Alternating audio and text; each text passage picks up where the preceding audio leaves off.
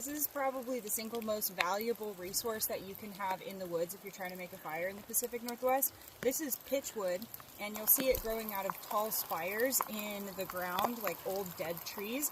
And if you pull it apart, you'll find that somewhere in there, there's a really hard piece. And this smells amazing first off, but it lights like a Duraflame log, and it will stay lit like a nice match, and basically your fire is going to be successful no matter what the weather is. Once you get your pitchwood back to camp, you can shave off some really thin pieces or make a feather stick, and then put those thin shavings into the top of the doorway on your witch's hut.